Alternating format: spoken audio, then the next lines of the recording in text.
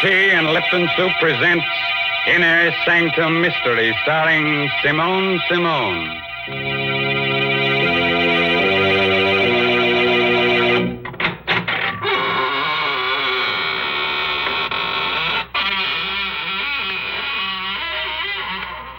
Good evening, friends of the Inner Sanctum. This is, of course, Raymond, your host. Please come in, won't you? Make yourself comfortable in any gloomy corner. We had intended to have a real surprise for you tonight. Instead of myself, we were going to have a guest ghost to act as host. But, unfortunately, this real ghost caught pneumonia, and he's in a very grave condition. The doctors have given up all hope. He's, going to become alive. Well, Mr. Raymond, I must admit I'm glad that ghost couldn't come. It's difficult enough to talk to you. But heavens, I wouldn't know what to say to a ghost. Oh, well, that's simple, Mary. All you have to do is find out whether it's a he ghost or a she ghost. And if it's a she? Oh, well, then you compliment her on her appearance. You say, darling, what a divine sheet you're wearing. That's right, Mr. Raymond. The ladies are always interested in something new to wear. And right now, I'm going to tell them about something they'll all want. It's a lovely piece of jewelry, a real sterling silver medallion about 1 inch in diameter. It's the kind of jewelry you find at those smart shops on Fifth Avenue in New York. But the only way you can get it is from Lipton's. The medallion is decorated with a Chinese inscription, and it's hung on a narrow black rayon satin ribbon. That's the height of fashion this year, you know. And here's how you get the medallion. Just send 25 cents and the box top from a package of Lipton's, the tea with the brisk flavor, to the Lipton Tea People, Box 92, New York City. Yes, that's Box 92 in New York City. And now it's time to begin. Our story is called The Black Art. It's an original tale by Milton Lewis. And our star tonight is that glamorous motion picture star, Simone, who'll play the role of Claudine. So, gather close and get ready to hear a sweet little tale that'll make you wake up screaming for at least the next 2 weeks. You all set? Now remember, if you don't want your hair to stand on end, get someone to sit on your head. Okay? All right, now let's hear Larry Gifford tell you his story in his own words. Wish I never heard that scream. I wish I never saw a body lying there. Blood all over the room. The knife on the floor near her throat. I'll never forget it. I'll never forget how I picked up the knife. I'll never forget the sweat that came creeping out all over me when I heard the door slam. Stand where you are. You make a move, I'll blow your head off. Don't shoot, Copper. Drop that knife. Okay. What's your name? Larry Gifford. Look, I'm from Chicago. Stranger, huh? Yeah, what of it? What's her name? Her? I don't know. I never saw her before. Look, you don't have to frisk me. I haven't got a gun. Shut up. Listen, I know it looks bad, but you see, my room's downstairs. I heard a scream, and Give me back that wallet. Keep your hands up. Roll papers. What of it? So I'm an ex-con, so what? You don't know her, huh? No, I don't. What have you got there? Just a picture I found in your wallet, mister. Picture of her. To Larry. With all my love, Nancy. Reckon you forgot about this, huh? Yeah, but look, I didn't kill her. Shut up. I think I heard that scream and came up here. Hold out your hands. Sure.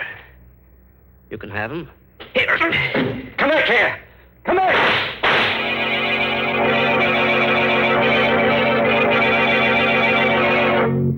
I didn't get far. Crowd in the streets nabbed me. They gathered when they heard the shots and the scream. I was dumped in jail. Well, this was a little burg in the bayou country, not far from New Orleans. I was the biggest thing that hit the town since Ripley's Believe It or Not. For them jerks, my trial was a bigger show than Carmen Miranda and Gypsy Rose Lee doing a trapeze act. In no time at all, they sentenced me to be hung. It was the night before they were going to take me to the state pen for the necktie party. I was sleeping, dreaming I was in Africa. They were beating them drums, tom-toms. Suddenly I woke up. Moonlight was shining through the bars of my cell. I listened. Someone was beating like a tom-tom on the wall of my jail. Who is it? Who's doing that? Larry Gifford. Yeah, that's me. Were you beating on the wall? Yes. I'm under your cell window. What do you want? Drop one end of your tie through the bars. Okay. There. I've got it. What are you doing? Pull up your tie. Okay.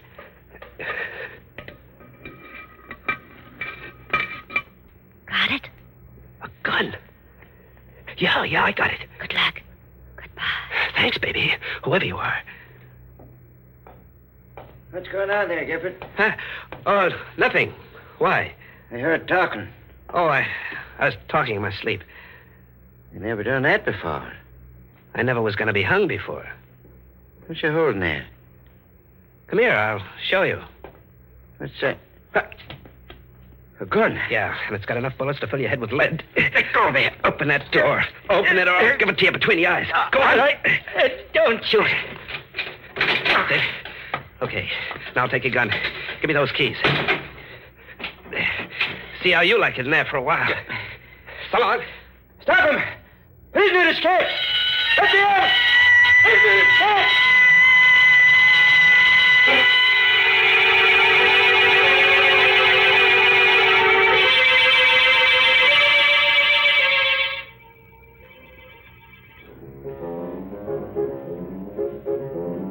The Blue Bottle Bar. Someone told me it was a good joint where they don't ask any questions. It was. I had a few drinks. I was leaning on the bar, looking at a paper. What are you drinking? Scotch. Buy me one. I gave her the once-over. I know something about dames, and she was dynamite with class. She was something. Well? Set up another, Charlie. Cigarette? Here. Thank you. It's a nice cigarette holder. Must cost at least a C. You know a lot, don't you? Enough. I know you. Do you? Sure. There's something about... Wait a second. Here in this evening's paper, your picture. Oh, it's not a very good picture, is it? After seeing you, no. Claudine Lucin, recently returned from France, elected head of art committee. Miss Lucin, member of one of New Orleans' oldest and wealthiest families. I've read it. Turn the page. Why? I want to show you something. Okay. There. Larry Gifford of Chicago, wanted for murder, is sought by police after sensational jailbreak. Better not read anymore. Why? Feel something against your side? It's a gun. I'm holding it in my pocket. Don't be afraid. I won't give you away. Got a light? Yeah. What do you want? Listen to that music. That tapping. What about it? The way you're tapping your cigarette holder against your glass. I'm just keeping time to the music. I heard that tapping before. Yeah, sure, in the cell. And I heard your voice before. Did you? You gave me the gun. Now let me hear you. What's this all about? You'll find out. Relax. I can't. I guess I had a few too many. My head, I feel like I'm spinning around, getting dizzy.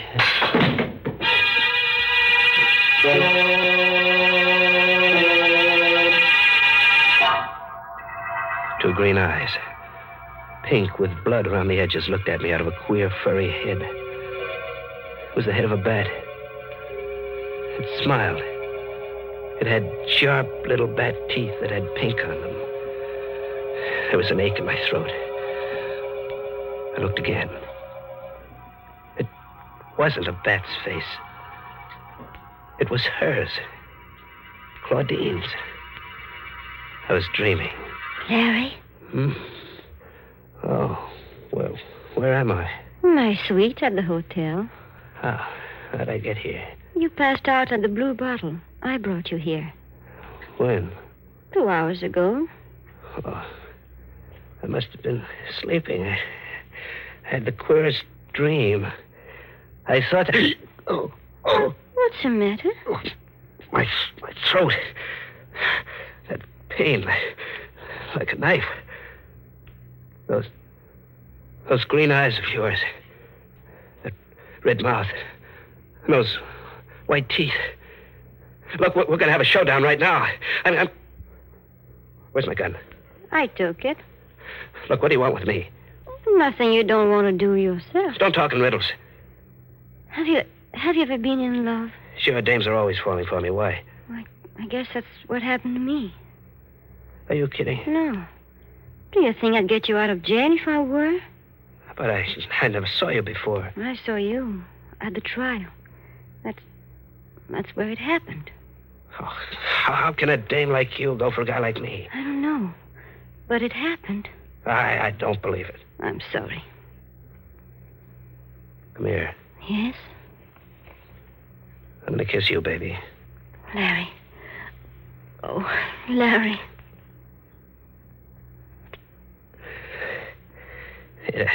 It's a funny thing to do. Kiss a guy on the neck. Better wipe that lipstick off. Hey. Look. What's the matter? My handkerchief. That ain't lip rouge on my neck. It's blood. No, you're making a mistake. My neck's bleeding. What kind of a dame are you, anyway? I'm getting out. No, don't. If you go, I'll tell them who you are. Oh, you will? Yes, and I... Oh! You won't tell them for a while, baby.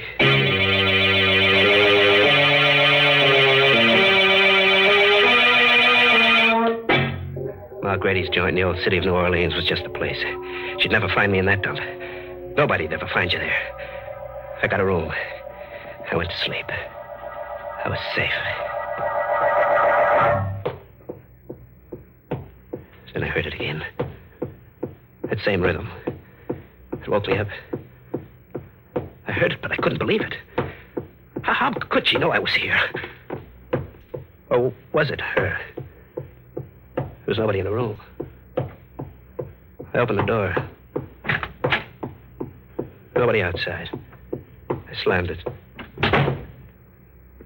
The beating stopped. I turned around. I was looking into the muzzle of a gun. Sit down, Larry. How'd you get here? My Grady rented the room next to you. There's a connecting door. What's the idea of the gun? Can't you guess? You gonna kill me? Maybe. Well, you're going to a lot of trouble to bump off a guy who's gonna be hung anyway. Do you want to die? No. There is a way you can live. How? By coming with me. Yeah? What else have I got to do? Marry me. You're out of your head. You hate me? No, I don't. I don't hate you. I'm scared of you. Yeah, I've never been scared of anybody the way I'm scared of you. Scared enough to do as I say? Maybe. I had hoped you would love me. Maybe I do. You're lying. No, baby. It's no use. Look, what are you going to do? Kill you? No, put the gun down. Give me a break. Don't.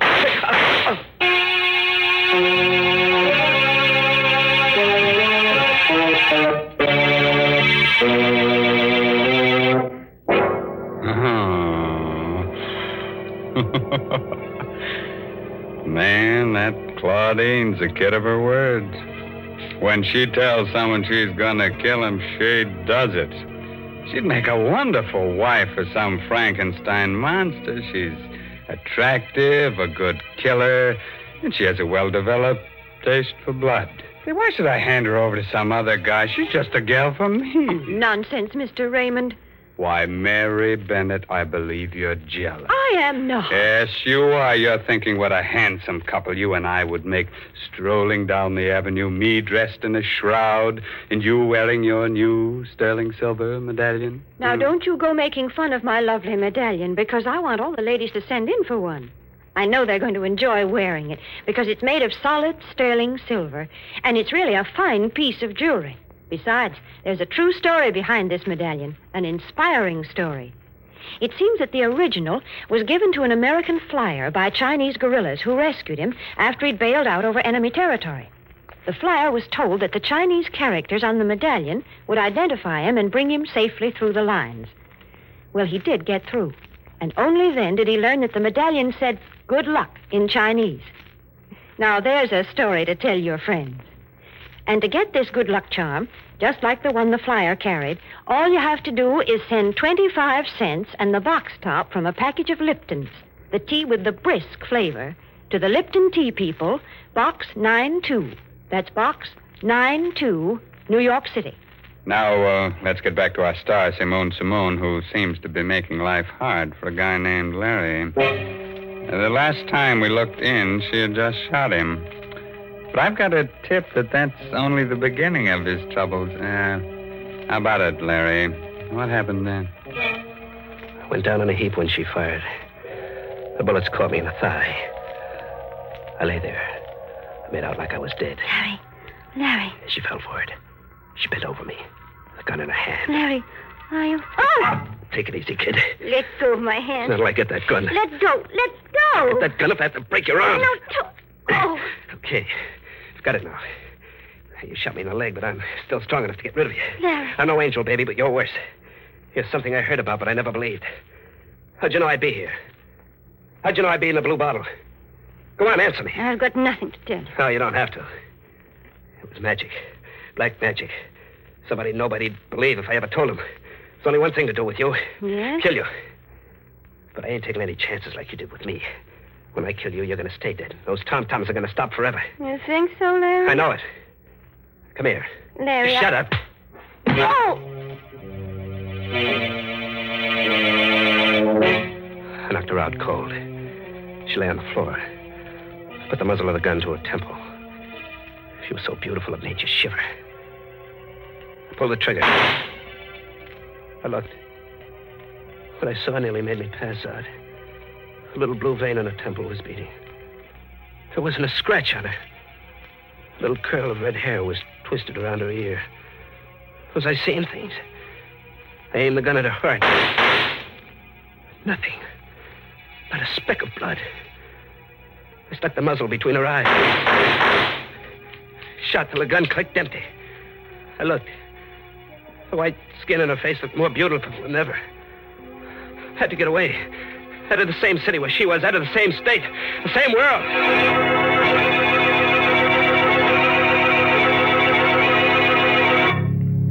I let out for the open country, to the bayous on the river back in New Orleans.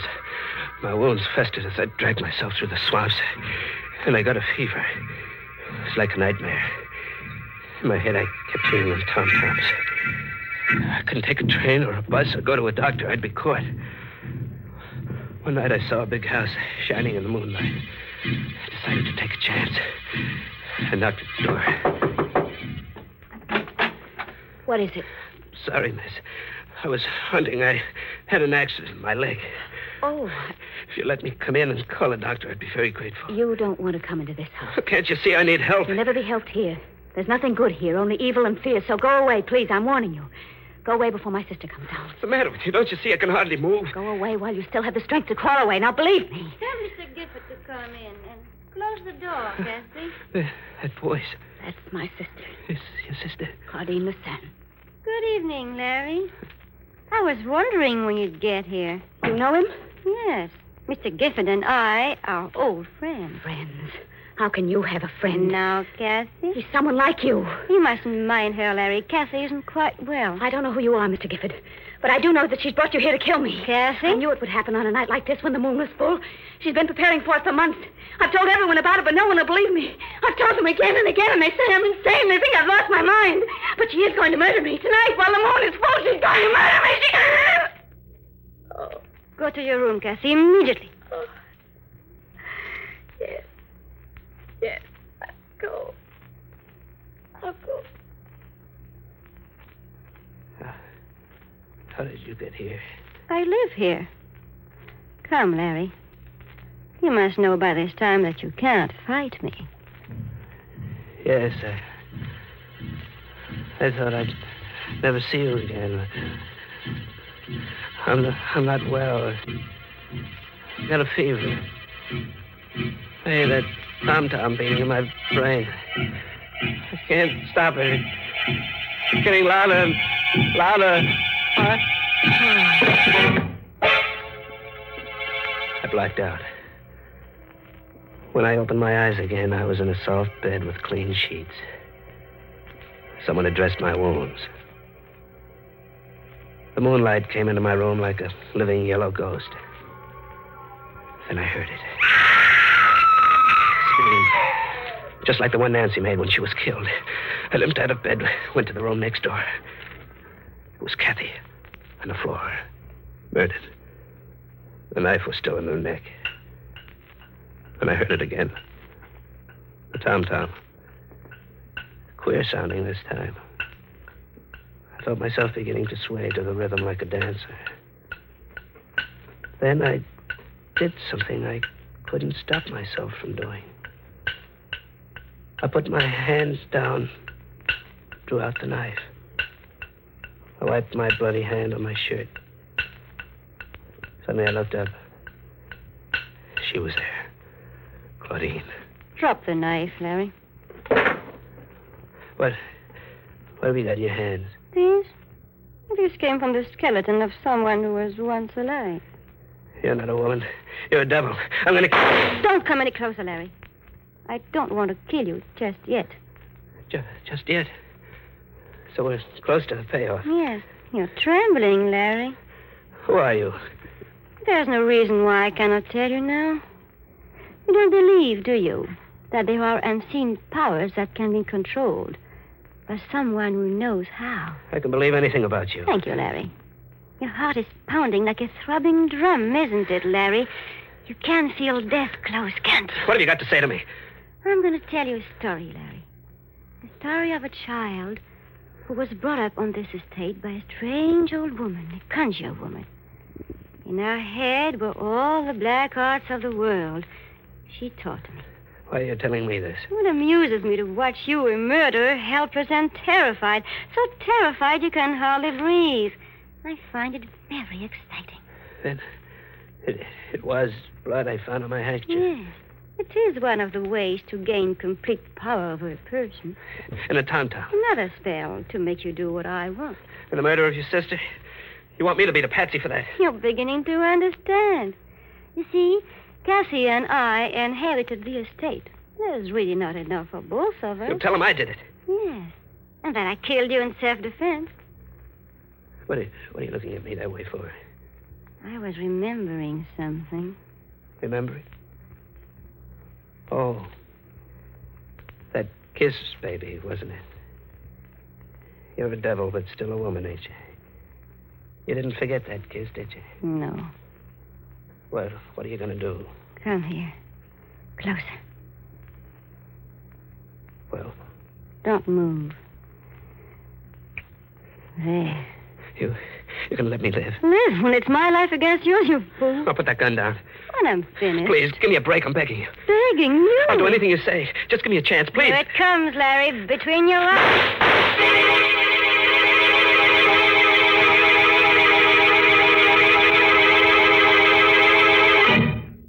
How do you feel today, Gifford? Much better, officer. Leg's healing fine. We checked that crazy story you told us. It's all true. Tell me something. How'd you know to come to the Lucerne place when you're dead? You arrived just in time. A second later, and she would have killed me. Kathy, your sister, phoned us, told us to come out. I came in the room and saw her threatening you with a gun. I shot at her. I had to. Got her in the shoulder. You should have killed her. State will take care of that. Did you believe the story she told you at first? That I killed her sister and she was killing me in self-defense? No. You see, Gifford, we'd found out that you weren't a murderer. You didn't kill Nancy Warren. The man who did that confessed. That made her whole story false. How did she do it, Captain? How did she find out where I always went? Police psychiatrist said she did it by post-hypnotic suggestion. She told you where to go while you were asleep, and you never realized that you were always doing just what you wanted. But the bullets when I shot at her and tried to kill her, how'd she do that? It was all carefully planned. The first shots she fired at you were real bullets. The others in the gun were blanks. She wanted to get you so thoroughly under her power that you think she couldn't be killed. You see, all this so-called black magic has an explanation. Has it? I wonder. Oh,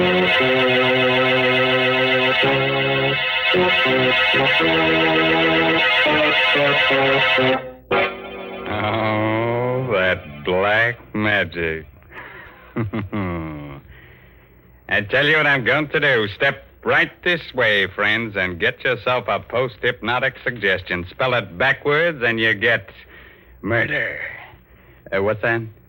You can't spell. Ain't you lucky? Talking of luck, Mr. Raymond, I think Larry Gifford was mighty lucky to escape that awful woman. Oh, well, you see, Mary, it's very simple. He probably wore one of your good luck medallions. Oh, now that's plain silly. A man wouldn't wear a medallion on a black rayon satin ribbon. It's the ladies who like jewelry. Yes, that's why I know that they'll appreciate this solid sterling silver medallion that the Lipton people want to send them. And, ladies, here's how you get it. Send just 25 cents, which includes tax and postage, with a box top from a package of Lipton's, the tea with the brisk flavor, to the Lipton Tea People, Box 92 in New York City.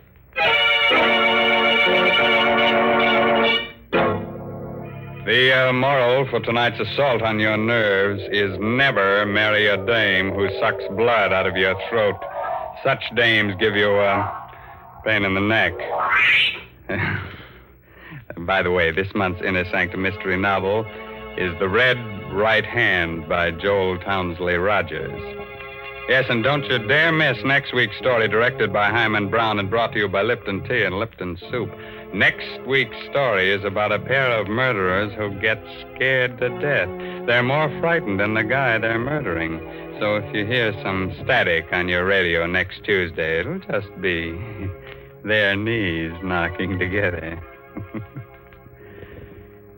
Well, now I guess it's really time to close that there squeaking door. So, good night, for real. Pleasant dreams.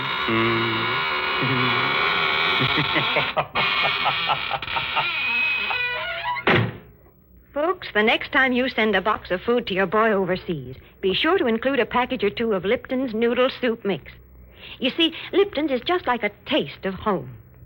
It has the same homemade, chickeny taste as the soup you make yourself. The soup your boy's always been so fond of.